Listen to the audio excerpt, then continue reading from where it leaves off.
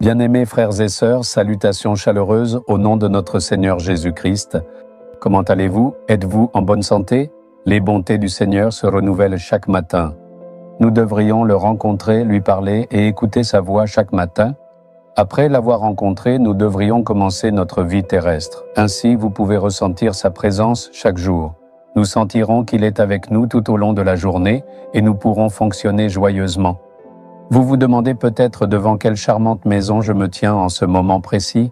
L'Écosse est un pays magnifique et historique, faisant partie intégrante du Royaume-Uni. Ceci est un endroit appelé Blantyre, dans la ville de Glasgow, en Écosse. Si vous demandez à qui appartient cette maison, elle appartient à un missionnaire nommé David Livingstone. On l'appelle le missionnaire pionnier.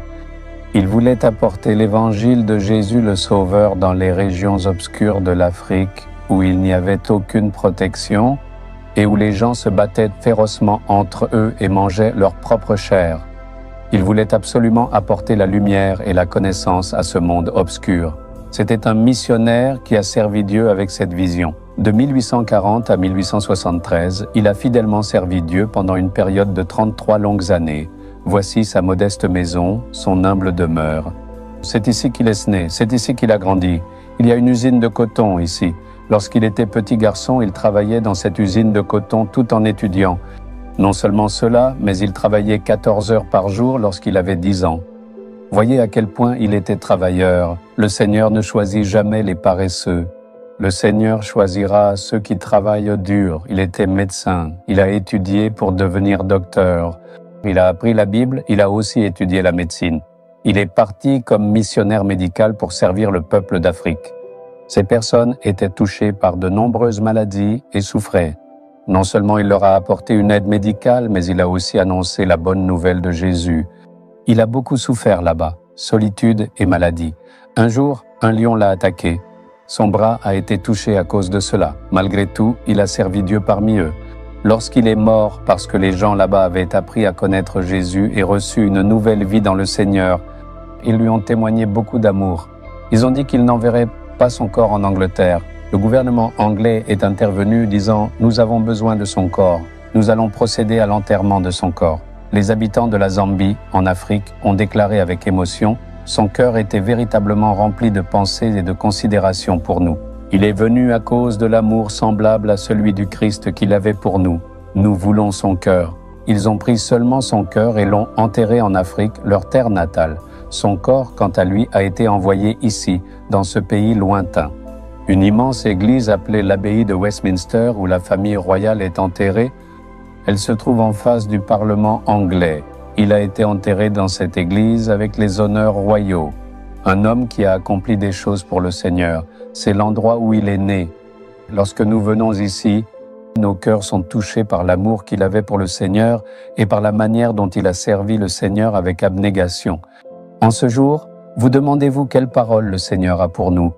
Deutéronome 33, 29, le Seigneur dit, en effet, dans sa parole sainte et inspirée, « Un peuple sauvé par l'Éternel, le bouclier de ton secours et l'épée de ta gloire. » La promesse du Seigneur dit que le Seigneur est véritablement ton bouclier protecteur et ton épée puissante. Vous demandez-vous précisément ce que sont ce bouclier et cette épée, ces instruments divins? À cette époque, pendant qu'on faisait la guerre, les guerres d'aujourd'hui sont différentes. Des missiles sont lancés d'un continent à l'autre. Il existe maintenant différents types de guerres, des attaques par avion. L'époque où l'on envoie des bombes par drones est arrivée. Mais à cette époque, lorsqu'ils allaient combattre leurs ennemis, l'épée était dans la main droite et le bouclier dans la main gauche. Quand l'ennemi attaque, le bouclier sert à se protéger.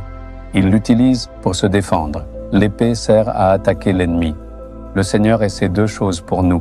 Vous vous demandez peut-être qui sont nos ennemis dans ce monde. Les gens ne sont pas nos ennemis. L'ennemi invisible, c'est le diable. C'est lui qui monte les gens contre nous. Il nous trouble en apportant la maladie, la peur et les épreuves. Il essaie de nous attaquer d'une manière ou d'une autre et de nous étouffer. Nous devons nous protéger avec le bouclier afin de ne pas être affectés par leurs attaques. Nous devons utiliser l'épée puissante de la prière pour détruire toutes ces œuvres maléfiques. Le Seigneur Tout-Puissant nous a donné ces deux choses importantes. Le Seigneur est ces deux choses pour nous. Il est notre bouclier et notre épée. Alors, que devons-nous dire? Seigneur, puisque tu es mon bouclier, l'ennemi ne peut pas me faire de mal. Peu importe combien d'épreuves le diable peut apporter, il ne peut pas me nuire. Pourquoi alors devrais-je avoir peur?